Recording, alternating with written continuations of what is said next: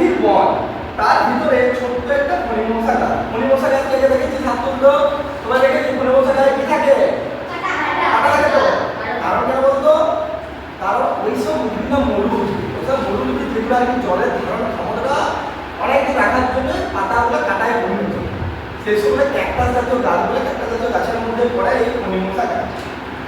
ছোট্ট একটি ফণিমনসা গাছ। গাছের মনে কিন্তু এক ফোঁটাও শান্তি নেই। কেন শান্তি নেই? কারণ বাকি সব পাতাগুলোতে দেখছি এত সুন্দর পাতা, সবুজ সবুজ পাতা, কি সুন্দর সুগাছের পাতা, সবাই কি সুন্দর আনন্দ করছে, কিন্তু আমার এটা পাতাগুলো সব কাটায় পরিপূর্ণ। তার ভালো লাগে, তার শান্তি লাগে।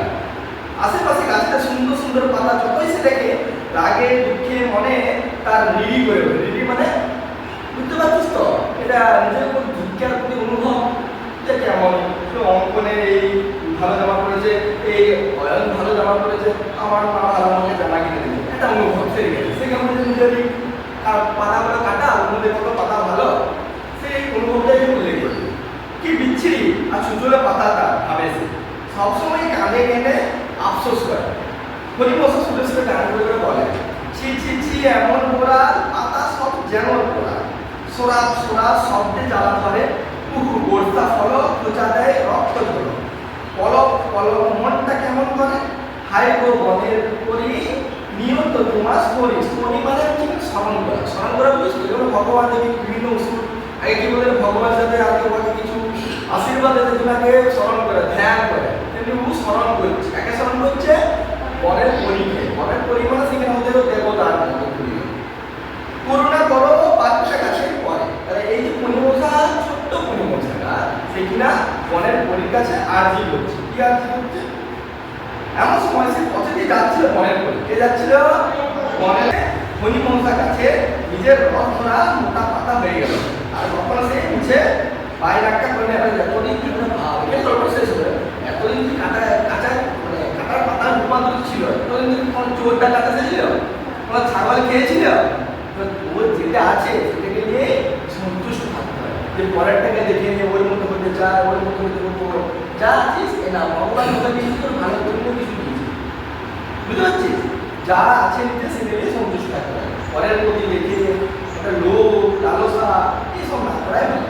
এরকম একটা গল্প আমার ছোটবেলায় কথা মনে করতে মনে আছে, সে যে কুটুরি কাঠ কাটতে যাবে, পড়ে যাবে, তারপর কি বলতে জলের দেবতা উঠবে, জলের দেবতা যাবে, তুমি কিসের কুটুরি, কেমন কুটুরি ছিল, প্রথমে যে সোনার কুটুরিতে বার করতো, বার করে রাখতো।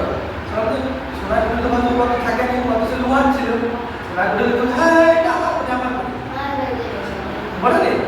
তখন আর কি বললো, তখন বলছে যে তাকে ওই কুটুরি দিল নি, কোনো কিছু দিল কি, কিছুই দেয়।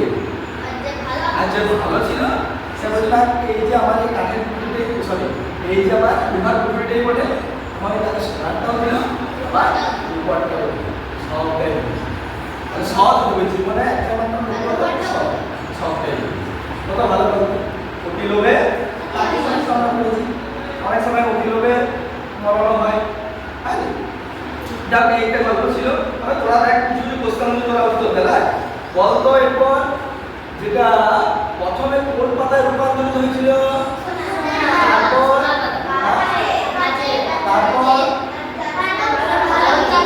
তারপর শেষ পর্যন্ত কোন পাতায় পরিণত হয়েছে, কাটাগোড়া পাতাতে পরিণত হয়েছে।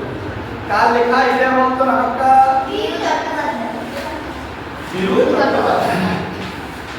আচ্ছা, কারা সোনার পাতাগুলোকে নিয়ে চলে গিয়েছিল? আচ্ছা বলতো, পালং শাকের পাতার কারা খেয়ে ফেলেছিল? বলতো গাছের পাতার কি অবস্থা হয়েছিল? কখন দেমাকে পা পড়ছিল না বলতো? পাতায় তখন তার দেমাকে বলে। কখন সুমুর টুনটান শব্দ হচ্ছিল? গাছের পাতা রূপান্তর হয়েছিল, তখন হালকা আওয়াজে সুমুর টুনটান করছিল। এবার বলতো শেষ পর্যন্ত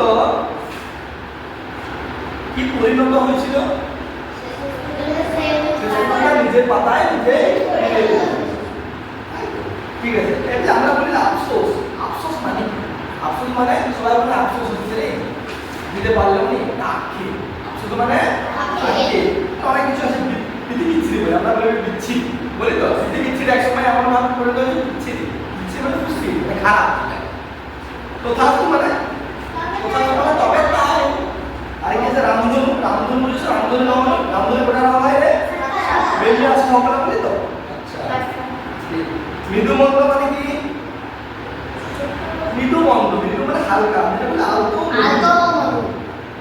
আর মরি মানে কি বলে মনে করি বা সহন করি আর চোখে মানে মানে নিজের চোখে মানে নিজের চোখে আর বায়না একটা মানে আমরা বায়না করছে বাবার কাছে ওই কিনে দিতে হবে ওই কিনে দিতে হবে ওই কিনে দেবে বায়না আবদার জায়গার ব্যাপারটা পড়ালে দিলে